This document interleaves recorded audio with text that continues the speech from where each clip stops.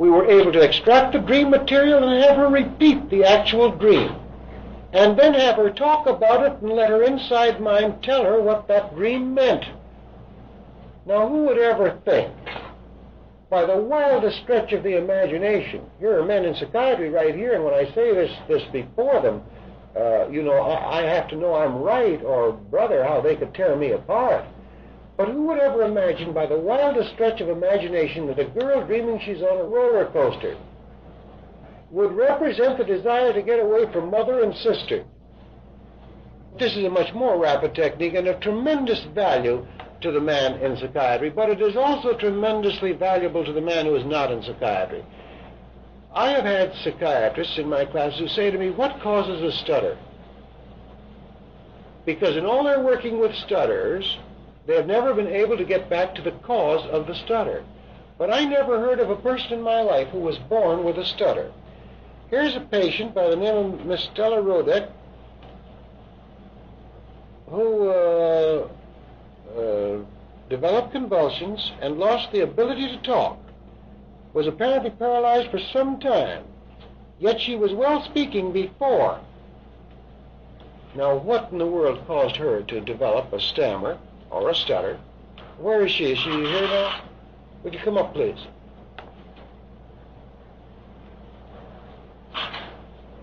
Would you sit there, please? Stella, if you don't mind my calling you that, because I've got to take you back to the time when you were a child. Would you give us your name and address, please? Stella Roda. What's the address? Well, 2038 West Iowa. Mm-hmm. Here in Chicago? Yes. Have you lived for a long time in Chicago? Yes, I was born here. You were born here. Yes.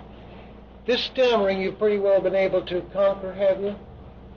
Oh, not so well. Not so well?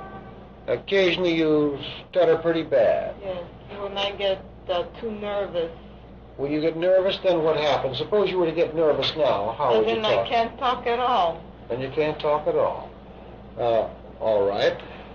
And now, from the way you talk now, I would say that you've done an awfully good job of conquering most of it. And yet, you know that it's still there to an extent, don't you? Stella, have you any idea what caused you to stutter? Well, my mother... I don't care what your mother said. I mean, have you any idea? You tell me what caused you to stutter.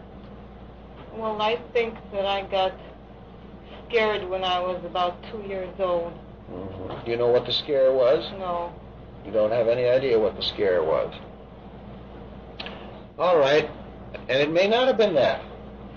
You'd be surprised at the number of times. Just this afternoon, I was working with someone who was so certain he had stuttered all his life, he didn't remember back to a time when he didn't stutter.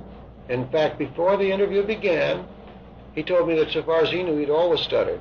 And yet, when we went back to find it out, that is, to find the actual cause of the stutter, we found the stutter when the man was 8 years old, not before that. He didn't stutter before that.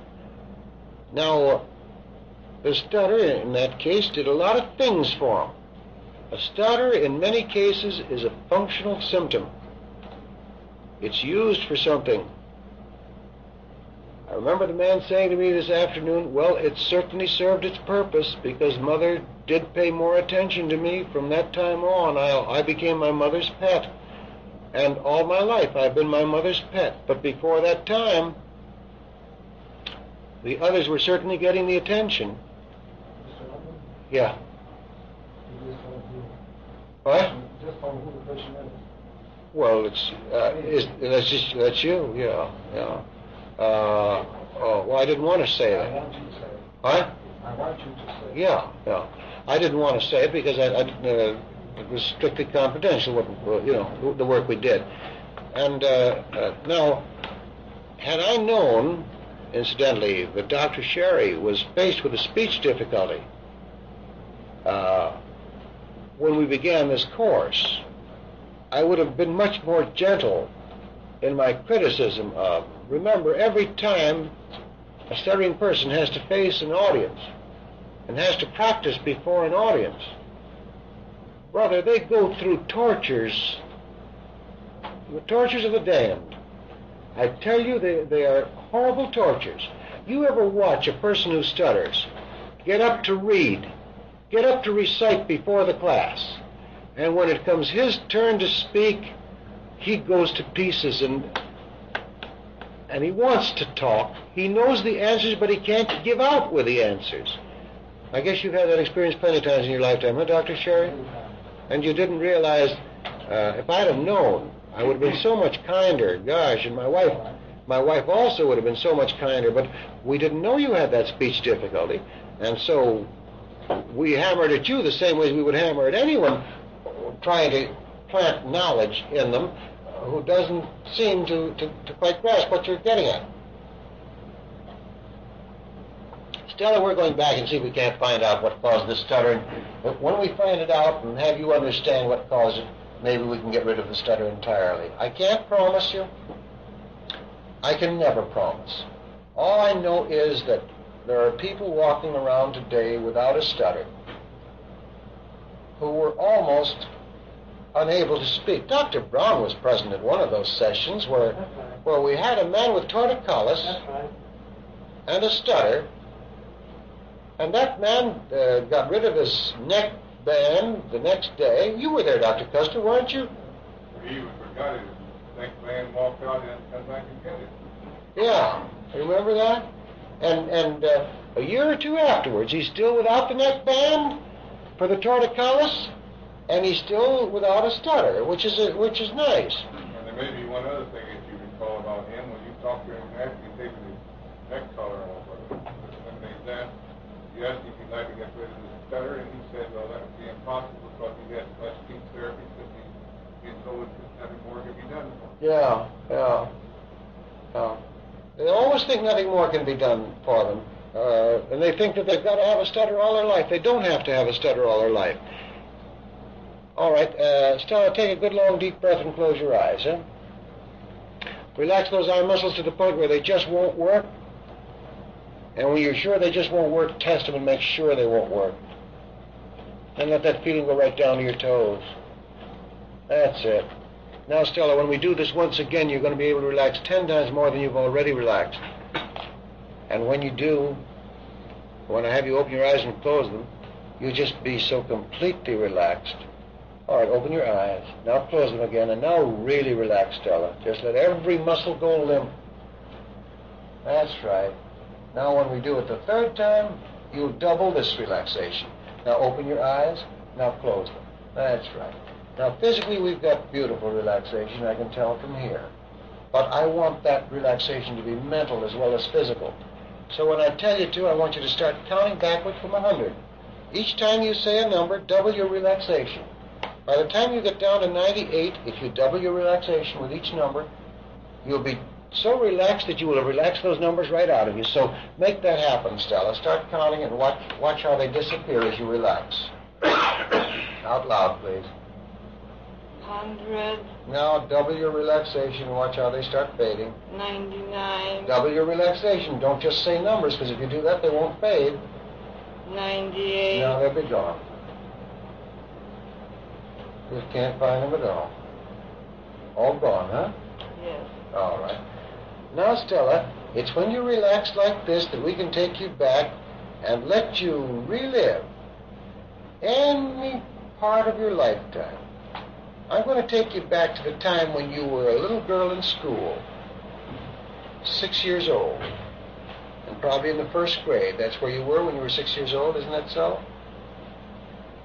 So when I snap my fingers, you'll be back in the first grade of school, and you'll see it as clearly as the first time you were in school. You'll see the teachers, you'll see the kids, you'll see the desks, you'll see the blackboards, you'll see the pictures on the wall, and if you walked up to the window in the room, you could even look out and see the same scenery. Now, I'll snap my fingers, and you'll be back in the first grade. Here we go. 1, 2, 3. Here we are. Now, Stella, what part of the room are you sitting in? In the first seat. Go ahead. In what row? In the third row. All right. Take a look up at this teacher. Do you like this teacher?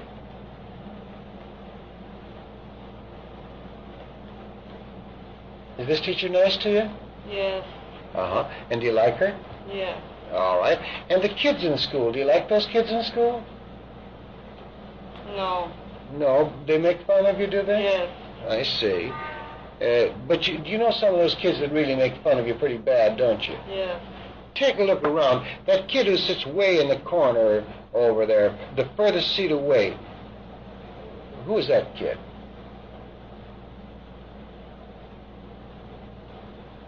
That boy or girl? Girl. Does she make fun of you? Yes. What's her name? Rose. Rose. Now, I'm going to come up to you and ask you, you're 6 years old. Do you stutter, Stella? Do you stammer? Yes. You do. Have you been stammering for a long time? Yes. You have, huh? All right. I'm going to take you back to the time when you were 4 years old. Well, I'm going to take you to Christmas when you were 4 years old. So when I snap my fingers, it'll be Christmas when you're 4 years old, and it'll be Christmas Day. Here we are. 1, 2, 3, and here we go. Stella, you're 4 years old, and it's Christmas Day. Did you get many presents? Take a look around. Have the presents... Oh, no, close your eyes. Have the presents been unwrapped yet? No. They haven't. Can you see them there? Yes. Where are they? In the living room? Or where? In the... Living room? Yes, living room. In the living room.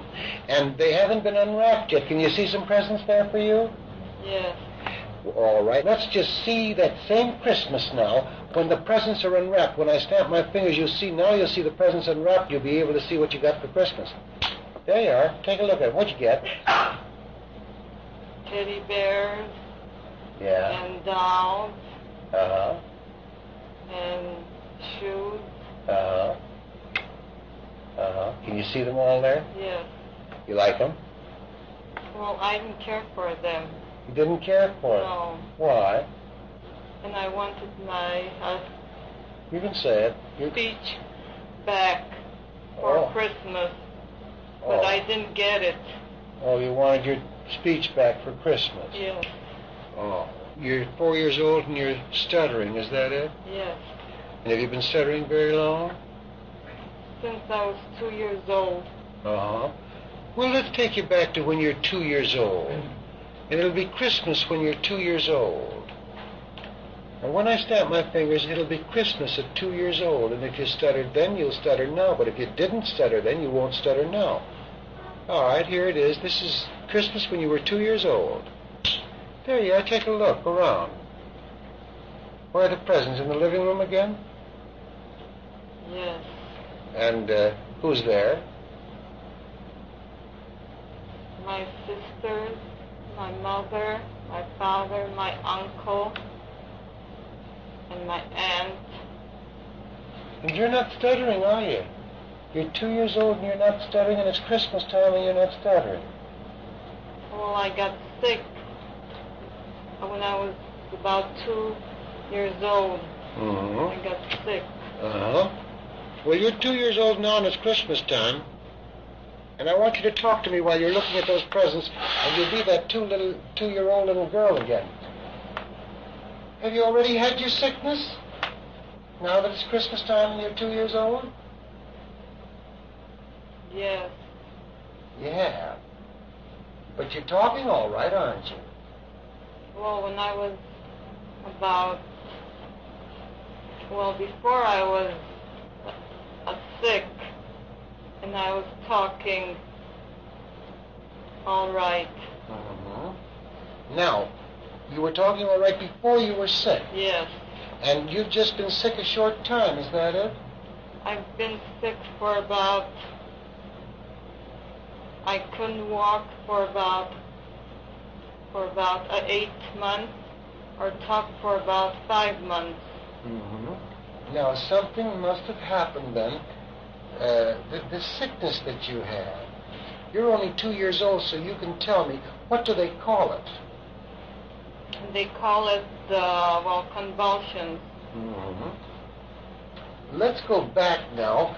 Before this little girl had the sickness, and when she was able to talk all right. So we'll have to take you back to when you're about a year old. And so when you're about a year old, this is before you're sick now, and you'll be able to see that Christmas better than any of the others. Now watch. I snap my fingers and you'll see the presents and everything. Are you happy this Christmas, Stella? Yes. This is your first Christmas. Take a look at the presents. Are they around the floor? Yes, around the floor. And can you see what are for you and so on? Yes. Well, what have they got there for you?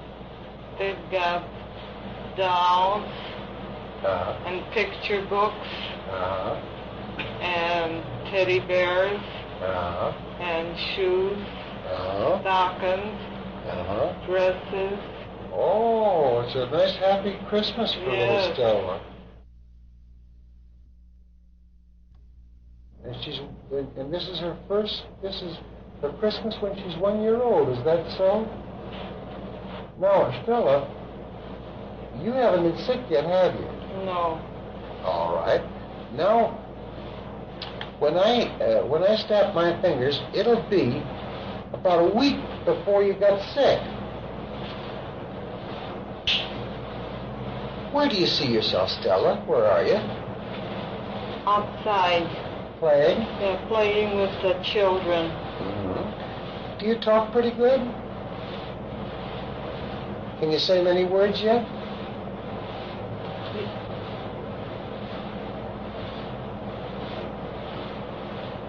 Not so very well. But you're learning how to talk Yes. pretty good. Yes. And do you ever stutter? Do you stutter? Yes. You do stutter even when you're a year and a half. This is before you got sick. Yes.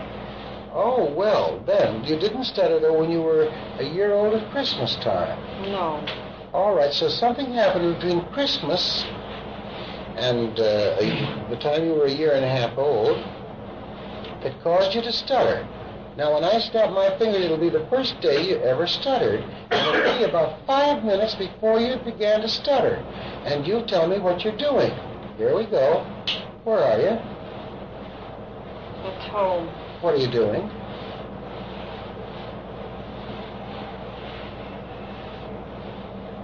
What are you doing, Stella? I'm looking at picture books. Looking at picture books. Who's there? My mother, my father, my uncle, and my aunt. Mm-hmm. And what's happening? Anything?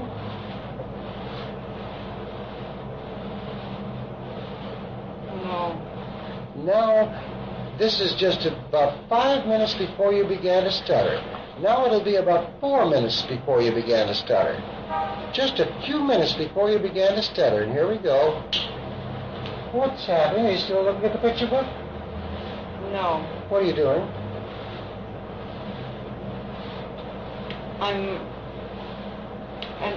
washing up and getting ready for bed. And what happens? Because it all happens over again now as you're looking, as you're seeing. What happens in the bath? Are you in the bathroom? No, I'm in bed. Oh, you're in bed. Yes, I washed myself, then I went to bed. And a little girl by herself goes to bed a year, and you're just a year, and washed yourself? No, my mother helped me wash myself. And then put you to bed? Yes. And now you're in bed, and what's happening? Nothing.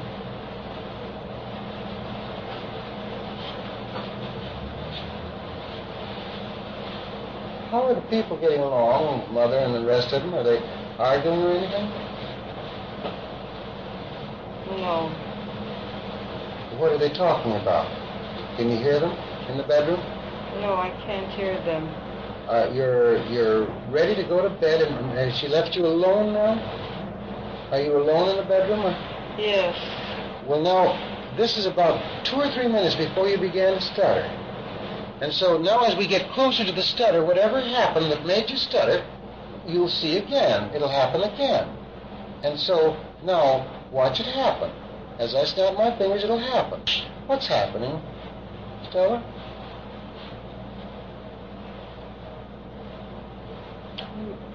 My uncle is eating, supper. Yeah. He works nights. Yeah, go ahead. And my father works nights, Yes, too. yes. And my mother had a lot of boarders. Yeah. And my mother had to work hard. Yes. To cook, Yeah. wash. Mm-hmm. And there were 5 of us sick in bed with the flu. Yes. My mother had to be up almost all night. Yes. With us. Yes. Yes. That still doesn't cause a stutter. What's happening that causes little Stella to stutter?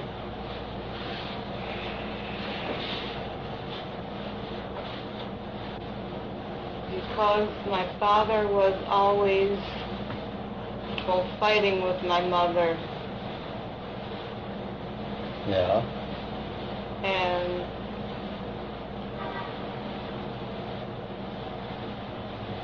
go ahead. What did you see? What happened to you? Where were you as this fighting goes on? Are you in bed? yes, I was in bed. Yeah. Yeah, listening Yeah. to them argue. Yeah. What did they say? You can hear them all over again. What did they say? What is it that does something to this little girl that makes her stutter? They were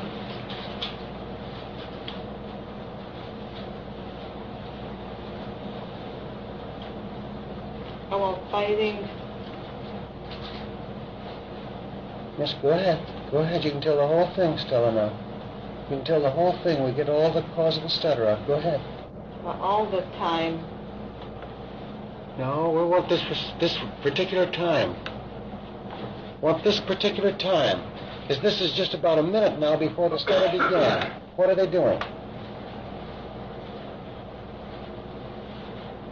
But they're fighting about the kids. Okay, what do you hear them say? Because there was another woman coming to the house. Yes. And they were arguing about that. Yes. That doesn't cause a stutter now. There's got to be something that directly is connected with you or something. Stella, now a thing is going to happen, and I'm going to put this finger in control of your inner mind. That's the inside mind. And this finger in control of your conscious mind. You know what I mean by that? Yes. This finger will be in control of your inner mind, and I want you to try to keep each finger still. Try to keep all the fingers still. But you will have no control over this finger, and you will have no control over that finger. And when your inside mind knows the answer, it will rise. And when your ordinary mind, your conscious mind, knows the answer, that finger will rise. I'm going to ask a question of your inside mind. Is there more to this story than Stella knows consciously?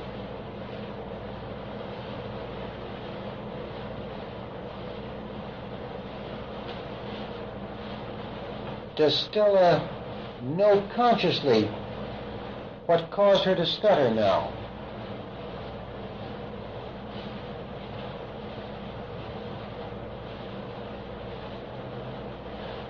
Does Stella's inside mind know what caused her to stutter?